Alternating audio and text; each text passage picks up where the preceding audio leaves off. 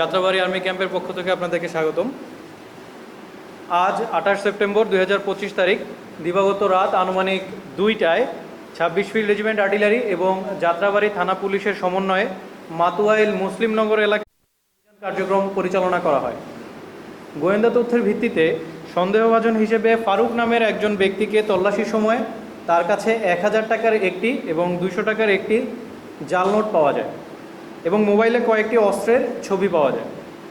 প্রাথমিকভাবে সে অস্বীকার করলেও ফারুক নামের উক্ত ব্যক্তিকে আরও জিজ্ঞাসাবাদের এক পর্যায়ে উক্ত অস্ত্র বহনের কথা সে স্বীকার করে। তবে বর্তমানে উক্ত অস্ত্র তুষার নামে আরেক ব্যক্তির তত্ত্বাবধানে আছে বলে জানায়।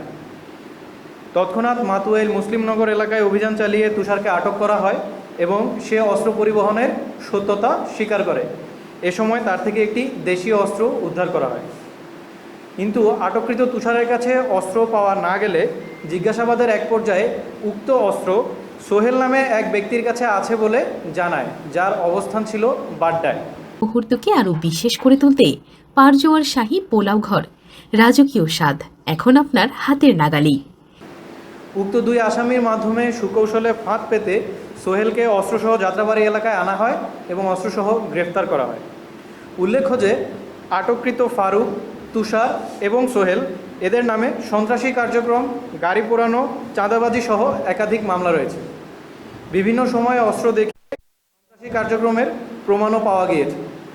আটককৃত ব্যক্তিদের কোনো সুনির্দিষ্ট রাজনৈতিক সংশ্লিষ্টতা না থাকলেও ভাড়াটে হিসেবে যে কোনো রাজনৈতিক দলের হয়ে কাজ করার অভিযোগ পাওয়া গেছে। বিভিন্ন সময়ে জমিজমা সংক্রান্ত বিভিন্ন বিষয়ে অবৈধভাবে পেশিশক্তির প্রয়োগ, জোরপূর্বক জমি দখল, চাঁদাবাজি ও এলাকাভিত্তিক প্রভাব বিস্তারে তারা এসব অস্ত্রের ব্যবহার করে বলে জানা যায়। আটককৃত ব্যক্তিদের অবৈধ বিদেশি অস্ত্র এবং জব্দকৃত 3 রাউন্ড অ্যামুনিশন সহ যাত্রাবাড়ি থানায় হস্তান্তর এবং মামলার কার্যক্রম প্রক্রিয়াধীন রয়েছে। অন্যান্য অস্ত্রধারী সম্পর্কে তথ্য সংগ্রহ এবং পর্যালোচনা করে পরবর্তীতে আরও অভিযান চলমান থাকবে।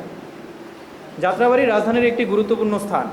26 ফিল্ড রেজিমেন্ট আর্টিলারি যাত্রাবাড়ির আইন শৃঙ্খলা পরিস্থিতি সর্বদা নিয়ন্ত্রণে রাখতে বদ্ধপরিকর। এছাড়াও সকল ধরনের চাঁদাবাজি, মাদক এবং অবৈধ অস্ত্রের বিরুদ্ধে আমাদের অভিযান অব্যাহত থাকবে। আমরা সর্বদা ন্যায়ের পক্ষে এবং অন্যায়ের বিপক্ষে নিয়োজিত থেকে কাজ করে যাচ্ছি। ধন্যবাদ।